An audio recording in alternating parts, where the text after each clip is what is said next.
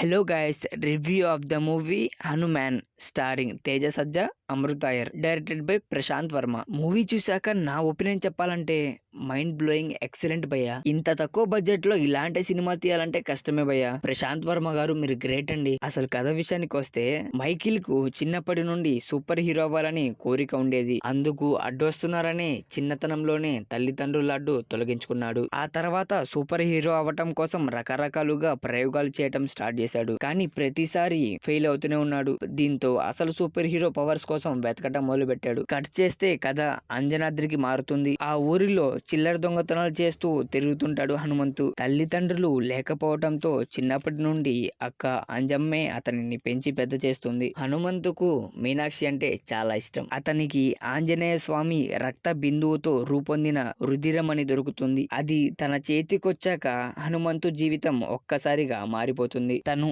ఆ మణి ద్వారా ఆంజనేయుడు శక్తి పొంది హనుమాన్ గా మారుతాడు. మరి ఆ తర్వాత ఏమైంది? ఆ పవర్స్ తో తను చేసిన సాహసాలు ఏంటి? హనుమంతు రుధిరమణిని చేజిక్కించుకునేందుకు మైకేల్ ఏం చేశాడు? మైకేల్ నుంచి అంజనాద్రికి వచ్చిన కష్టాలేంటి? ఈ అన్ని మీరు తెలుసుకోవాలంటే థియేటర్ కి వెళ్ళి సినిమా చూడాల్సిందే. Coming to the actors performance, Teja Sajja చింపేశాడు భయ్య. అమృత అయ్యర్, వరలక్ష్మి, శరత్ కుమార్, శ్రీను వాళ్ళకి ఇచ్చిన రోల్స్ లో వాళ్ళు చాలా బాగా చేశారు. అంజమ్మ, హనుమంతు, అక్క తమ్ముడు వీళ్ళ మధ్య బాండింగ్ అంత లేదనిపించింది నాకు. అండ్ విలన్ మైకిల్ ని ఇంకొంచెం బెటర్ గా చూపించుంటే బాగుండేది అనిపించింది నాకు. Title card excellent. Hanuman song ఒకటి ఉంది భయ్య, అదైతే లిటరల్లీ గూస్ బంప్స్ అంతే. ఓవరాల్ గా సినిమా బ్లాక్ బస్టర్. ఈ సంక్రాంతి విన్నర్ హనుమానే. ఈ మూవీకి నా రేటింగ్ వచ్చేసి 3.5. Mind blowing, super hit, block buster. దయచేసి ప్రతి ఒక్కరు థియేటర్ లోనే చూడండి. ఇలాంటి మంచి సినిమా మిస్ అయితే మీరు ఫీల్ అవుతారు. సో గైస్, మరెన్నో మూవీ రివ్యూస్ కోసం